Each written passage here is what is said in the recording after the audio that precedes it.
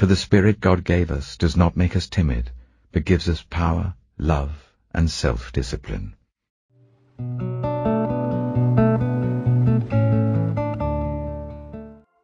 Leviticus chapter 11. The Lord said to Moses and Aaron, "Say to the Israelites, of all the animals that live on land, these are the ones you may eat. You may eat any animal that has a divided hoof and that chews the cud. There are some that only chew the cud or only have a divided hoof, but you must not eat them. The camel, though it chews the cud, does not have a divided hoof. It is ceremonially unclean for you. The hyrax, though it chews the cud, does not have a divided hoof. It is unclean for you. The rabbit, though it chews the cud, does not have a divided hoof. It is unclean for you. And the pig, though it has a divided hoof, does not chew the cud. It is unclean for you. You must not eat their meat or touch their carcasses. They are unclean for you. Of all the creatures living in the water of the seas and the streams, you may eat any that have fins and scales. But all creatures in the seas or streams that do not have fins and scales, whether among all the swarming things or among all the other living creatures in the water, you are to regard as unclean. And since you are to regard them as unclean, you must not eat their meat. You must regard their carcasses as unclean. Anything living in the water that does not have fins and scales is to be regarded as unclean by you. These are the birds you are to regard as unclean, and not eat, because they are unclean: the eagle, the vulture, the black vulture, the red kite, any kind of black kite, any kind of raven, the horned owl, the screech owl, the gull, any kind of hawk, the little owl, the cormorant, the great owl, the white owl, the desert owl, the osprey, the stork, any kind of heron, the hoopoe, and the bat. All flying insects that walk on all fours are to be regarded as unclean by you. There are, however, some flying insects that walk on all fours that you may eat, those that have jointed legs for hopping on the ground. Of these you may eat any kind of locust, cricket, cicada, or grasshopper. But all other flying insects that have 4 legs you are to regard as unclean. You will make yourselves unclean by these. Whoever touches their carcass will be unclean till evening. Whoever picks up one of their carcasses must wash their clothes, and they will be unclean till evening. Every animal that does not have a divided hoof, or that does not chew the cud, is unclean for you. Whoever touches the carcass of any of them will be unclean. Of all the animals that walk on all fours, those that walk on their paws are unclean for you. Whoever touches their carcasses will be unclean till evening. Anyone who picks up their carcasses must wash their clothes, and they will be unclean till evening. These animals are unclean for you. Of the animals that move along the ground, these are unclean for you: the weasel, the rat, any kind of great lizard, the gecko, the monitor lizard, the wall lizard, the skink, and the chameleon. Of all those that move along the ground, these are unclean for you. Whoever touches them when they are dead will be unclean till evening. When one of them dies and falls on something, that article, whatever its use, will be unclean, whether it is made of wood, cloth, hide, or sackcloth. Put it in water. It will be unclean till evening, and then it will be clean. If one of them falls into a clay pot, everything in it will be unclean, and you must break the pot. Any food you are allowed to eat that has come into contact with water from any such pot is unclean, and any liquid that is drunk from such a pot is unclean. Anything that one of their carcasses falls on becomes unclean, An oven or cooking pot must be broken up. They are unclean, and you are to regard them as unclean. A spring, however, or a cistern for collecting water remains clean. But anyone who touches one of these carcasses is unclean. If a carcass falls on any seeds that are to be planted, they remain clean. But if water has been put on the seed and a carcass falls on it, it is unclean for you. If an animal that you are allowed to eat dies, anyone who touches its carcass will be unclean till evening. Anyone who eats some of its carcass must wash their clothes, and they will be unclean till evening. Anyone who picks up the carcass must wash their clothes, and they will be unclean till evening. Every creature that moves along the ground is to be regarded as unclean. It is not to be eaten. You are not to eat any creature that moves along the ground, whether it moves on its belly or walks on all fours or on many feet. It is unclean. Do not defile yourselves by any of these creatures. Do not make yourselves unclean by means of them, or be made unclean by them. I am the Lord your God. Consecrate yourselves and be holy, because I am holy. Do not make yourselves unclean by any creature that moves along the ground. I am the Lord, who brought you up out of Egypt to be your God. Therefore be holy, because I am holy. These are the regulations concerning animals, birds, every living thing that moves about in the water, and every creature that moves along the ground. You must distinguish between the unclean and the clean, between living creatures that may be eaten and those that may not be eaten. Leviticus chapter 12. The Lord said to Moses, "Say to the Israelites, a woman who becomes pregnant and gives birth to a son will be ceremonially unclean for 7 days, just as she is unclean during her monthly period. On the 8th day the boy is to be circumcised. Then the woman must wait 33 days to be purified from her bleeding. She must not touch anything sacred or go to the sanctuary until the days of her purification are over.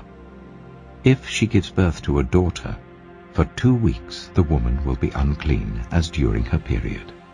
Then she must wait 66 days to be purified from her bleeding. When the days of her purification for a son or daughter are over, she is to bring to the priest at the entrance to the tent of meeting a year-old lamb for a burnt offering, and a young pigeon or a dove for a sin offering. He shall offer them before the Lord to make atonement for her, and then she will be ceremonially clean from her flow of blood.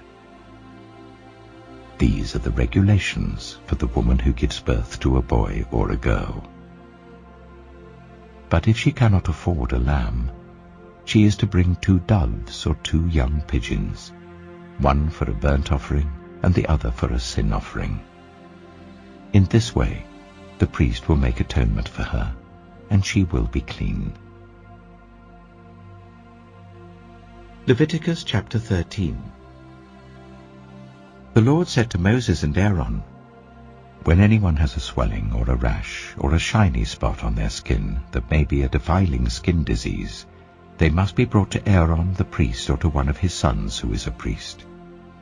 The priest is to examine the sore on the skin, and if the hair in the sore has turned white, and the sore appears to be more than skin deep, it is a defiling skin disease.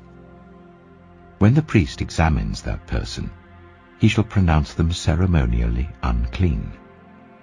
If the shiny spot on the skin is white but does not appear to be more than skin deep, and the hair in it has not turned white, the priest is to isolate the affected person for 7 days.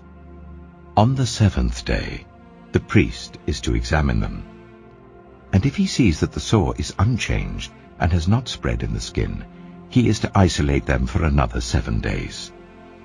On the 7th day, the priest is to examine them again. And if the sore has faded and has not spread in the skin, the priest shall pronounce them clean. It is only a rash. They must wash their clothes, and they will be clean. But if the rash does spread in their skin after they have shown themselves to the priest to be pronounced clean, they must appear before the priest again. The priest is to examine that person, and if the rash has spread in the skin, he shall pronounce them unclean. It is a defiling skin disease. When anyone has a defiling skin disease, they must be brought to the priest. The priest is to examine them, and if there is a white swelling in the skin that has turned the hair white, and if there is raw flesh in the swelling, it is a chronic skin disease, and the priest shall pronounce them unclean. He is not to isolate them, because they are already unclean. If the disease breaks out all over their skin, and so far as the priest can see, it covers all the skin of the affected person from head to foot, the priest is to examine them. And if the disease has covered their whole body, he shall pronounce them clean. Since it has all turned white, they are clean. But whenever raw flesh appears on them, they will be unclean. When the priest sees the raw flesh, he shall pronounce them unclean. The raw flesh is unclean. They have a defiling disease. If the raw flesh changes and turns white, they must go to the priest. The priest is to examine them, and if the sores have turned white, the priest shall pronounce the affected person clean. Then they will be clean. When someone has a boil on their skin and it heals, and in the place where the boil was a white swelling or reddish white spot appears, they must present themselves to the priest. The priest is to examine it, and if it appears to be more than skin deep and the hair in it has turned white, the priest shall pronounce that person unclean. It is a defiling skin disease that has broken out where the boil was. But if, when the priest examines it, there is no white hair in it, and it is not more than skin deep and has faded, then the priest is to isolate them for 7 days. If it is spreading in the skin, the priest shall pronounce them unclean. It is a defiling disease. But if the spot is unchanged and has not spread, it is only a scar from the boil, and the priest shall pronounce them clean. When someone has a burn on their skin, and a reddish white or white spot appears in the raw flesh of the burn, the priest is to examine the spot, and if the hair in it has turned white, and it appears to be more than skin deep, it is a defiling disease that has broken out in the burn. The priest shall pronounce them unclean. It is a defiling skin disease. But if the priest examines it, and there is no white hair in the spot, and if it is not more than skin deep and has faded, then the priest is to isolate them for 7 days. On the 7th day, the priest is to examine that person. And if it is spreading in the skin, the priest shall pronounce them unclean. It is a defiling skin disease. If, however, the spot is unchanged, and has not spread in the skin but has faded, it is a swelling from the burn, and the priest shall pronounce them clean. It is only a scar from the burn. If a man or woman has a sore on their head or chin, the priest is to examine the sore, and if it appears to be more than skin deep and the hair in it is yellow and thin, the priest shall pronounce them unclean. It is a defiling skin disease on the head or chin. But if, when the priest examines the sore, it does not seem to be more than skin deep and there is no black hair in it, then the priest is to isolate the affected person for 7 days. On the 7th day, the priest is to examine the sore, and if it has not spread and there is no yellow hair in it, and it does not appear to be more than skin deep, then the man or woman must shave themselves, except for the affected area, and the priest is to keep them isolated another 7 days. On the 7th day the priest is to examine the sore, and if it has not spread in the skin and appears to be no more than skin deep, the priest shall pronounce them clean. they must wash their clothes, and they will be clean. But if the sore does spread in the skin after they are pronounced clean, the priest is to examine them, and if he finds that the sore has spread in the skin, he does not need to look for yellow hair. They are unclean. If, however, the sore is unchanged so far as the priest can see, and if black hair has grown in it, the affected person is healed. They are clean, and the priest shall pronounce them clean. When a man or woman has white spots on the skin, the priest is to examine them, and if the spots are dull white, it is a harmless rash that has broken out on the skin. They are clean. A man who has lost his hair and is bald is clean. If he has lost his hair from the front of his scalp and has a bald forehead, he is clean. But if he has a reddish-white sore on his bald head or forehead, it is a defiling disease breaking out on his head or forehead. The priest is to examine him, and if the swollen sore on his head or forehead is reddish-white like a defiling skin disease, the man is diseased and is unclean. The priest shall pronounce him unclean because of the sore on his head. Anyone with such a defiling disease must wear torn clothes, let their hair be unkempt, cover the lower part of their face, and cry out, "Unclean, unclean!" As long as they have the disease, they remain unclean. They must live alone. They must live outside the camp. As for any fabric that is spoiled with a defiling mold, any woolen or linen clothing, any woven or knitted material of linen or wool, any leather or anything made of leather, if the affected area in the fabric, the leather, the woven or knitted material, or any leather article is greenish or reddish, it is a defiling mold and must be shown to the priest. The priest is to examine the affected area and isolate the article for 7 days.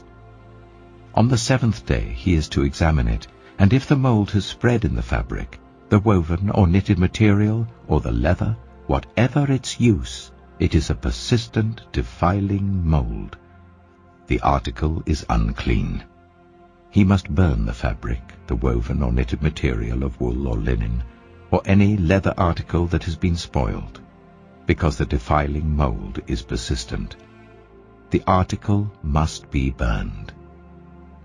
But if, when the priest examines it, the mold has not spread in the fabric, the woven or knitted material, or the leather article, he shall order that the spoiled article be washed. Then he is to isolate it for another 7 days. After the article has been washed, the priest is to examine it again, and if the mold has not changed its appearance, even though it has not spread, it is unclean. Burn it, no matter which side of the fabric has been spoiled. If, when the priest examines it, the mold has faded after the article has been washed, he is to tear the spoiled part out of the fabric, the leather, or the woven or knitted material.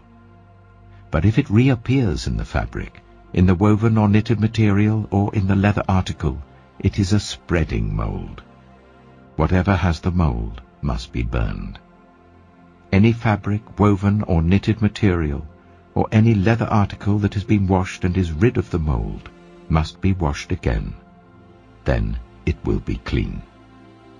These are the regulations concerning defiling molds in woolen or linen clothing, woven or knitted material, or any leather article, for pronouncing them clean or unclean.